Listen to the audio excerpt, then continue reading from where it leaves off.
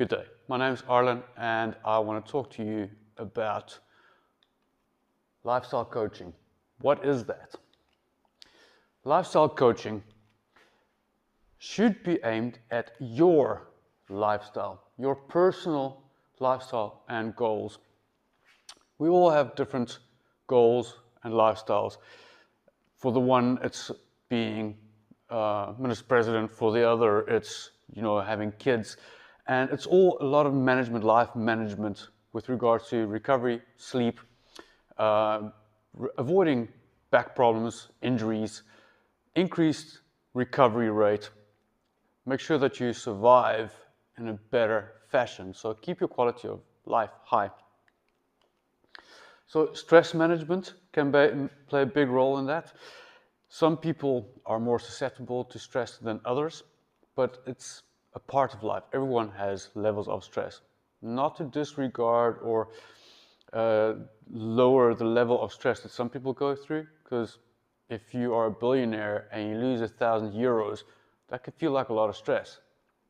There are people who get abused every day, and that stress is totally different. So to say everyone has stress, I find is degrading to the people who have really tough situations.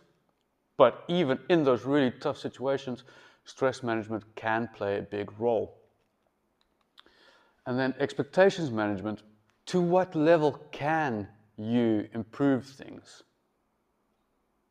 If you're born in the slums, it's good to really work your best to work your way up in the world, but to believe you're going to become the best or the richest person automatically, it's good to have a drive for perfection, but to expect to ever achieve it is unrealistic.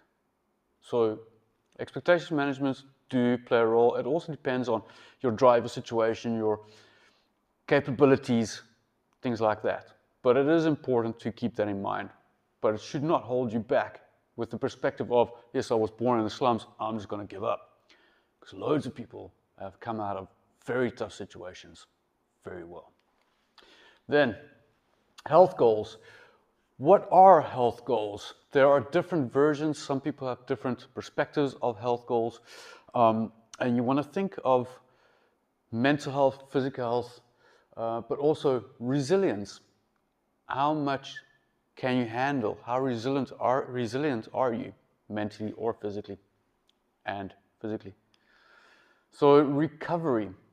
How quickly can you recover from specific situations? How quickly can you recover from a stressful situation? Do know that chronic stress means that it impacts your life deep in a more depth manner, and for longer. That also means that the recovery can take a little bit longer. So you need to know that. But also, the fitter and stronger you are mentally and or physically, the faster you can recover. And then, what is your fitness? What are your fitness goals? So in this perspective, it's different per person. For some people, it might be being fit enough to run 1 kilometer, and that can be really daunting to them. For another person, it could be to run 10 kilometers. For another person, it could be able to go on a surfing holiday or on a hiking holiday, or for some people, to play with their grandkids for 5 hours in a row. So fitness levels, mobility, stability, reaction capability, endurance, strength. What is your perception of your perceived perspective of preferred fitness level? Right, then resilience, physical and mental. So again, what I mentioned earlier, physical resilience, that means that you can handle a bump. Someone can bump you, or you've fallen off a bicycle. How quickly can you recover from that? How much impact can you handle? So if your bone density is lower due to age or inactivity, that means that your resilience is a lot lower, because your chances of breaking your bones are a lot higher, and your recovery from the broken bone, so the broken bone growing back together after it's put together again, will take longer, because it's not used to getting stressed. It's not used to a progressive form of stress. So you can think of aging well and healthy, but it's in general for everyone. How resilient are you? A rugby player, for instance, can handle a bump. They train for it, they maintain for it, But a chess player, in general, is not as active, so they won't be able to handle a tackle that well if they don't train for it. Maybe if they train for it, I'm sure there's a lot of rugby players that are chess players too. That's a different story. Then the mental and emotional, these two do go together, but they are kind of separate. So how resilient are you mentally? Can you bounce back from a stressful situation or chronic stressful situations? And with that perspective, you need to think of training and making little steps of progress regularly actually give you a positive vibe, gives you a positive feel, gives you drive to go on. So if you, just a practical example, if you train regularly in a proper manner, you get a program that's periodized for a period of 2 to 3 months maybe for pro athletes, but on average we work with 2 months. You adapt, you get better with the technique, you get stronger, you reduce the risk of injuries, and you have a linear, constant progress in general. Yeah, so that's an average linear progression line. Then that gets you mentally more stable. You've got something to look forward to, you're more happy. So that's where the one thing flows over into the other. So if you can handle situations and you've got a positive vibe of, okay, I can get through this, I can do this training, maybe I can do this too. You're more positive. If you believe in yourself more, more self-confident, chances are that you also are emotionally more stable. So they do go together even though they are separate aspects. Then functional training. What is that? You see so many coaches and promises of functional training. What I've been communicating to the people that I coach for years is that functional training is what is functional for you.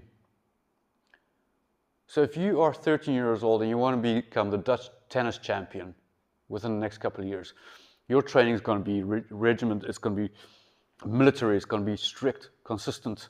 You're going to adapt your school hours where possible to train better. You're going to have your food intake. And I sat down with the girl explaining that in a couple of years, her friends will go out for parties and loads of socializing and loads of chaos and drama and fun. But those things will get in her way if she does it too much and too intensely.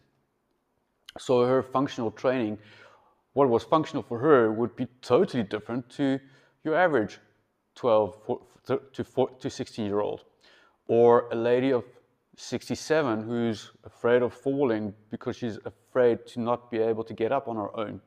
The training there would be totally different, but functional training for her would be to get strong and fit and self-confidence into going to the ground as well as getting herself up again. Totally different. So with this, you have the explanation I just gave of a young girl wanting to become a Dutch champion tennis player, and then it's a lot harder, a lot more specific, sport specific, and that is functional for her. And then you have, for instance, someone that's a prime minister.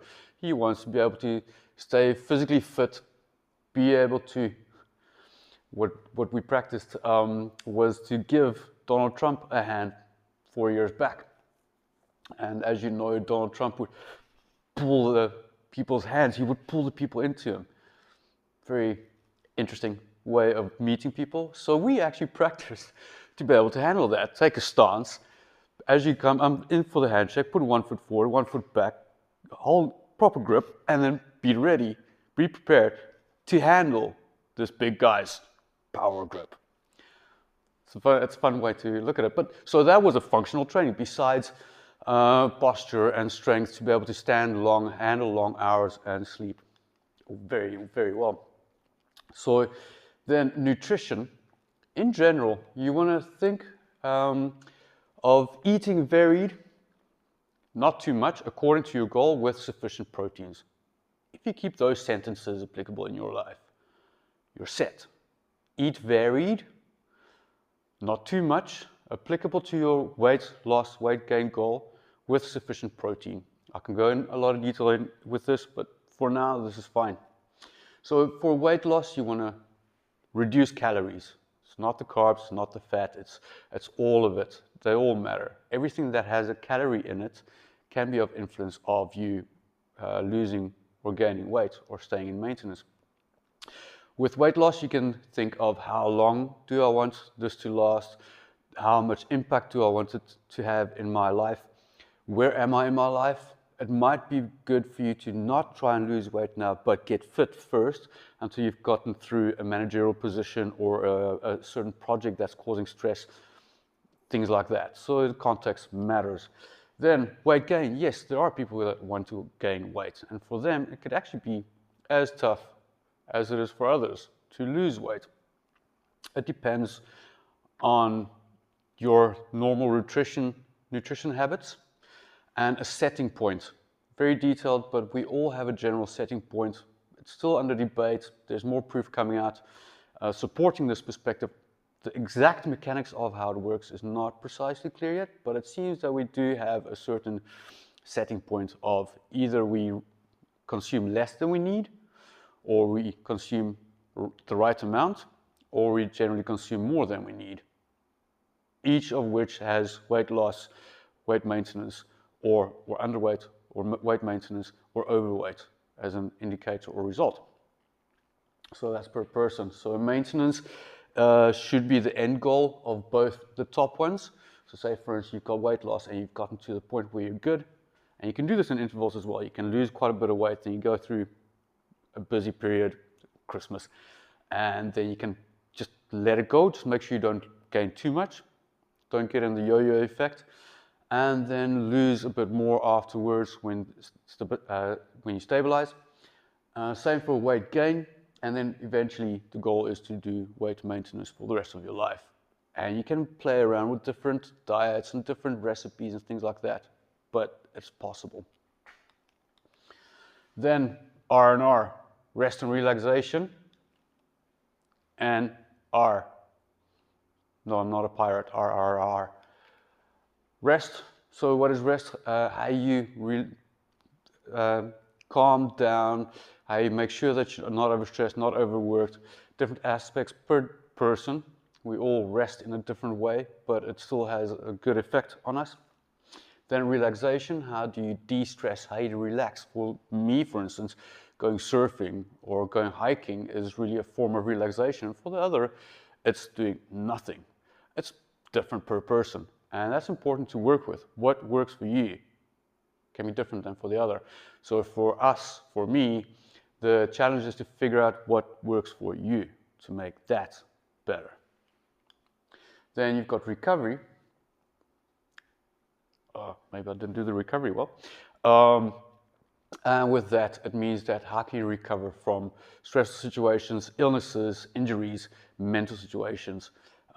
What is your best way for recovery?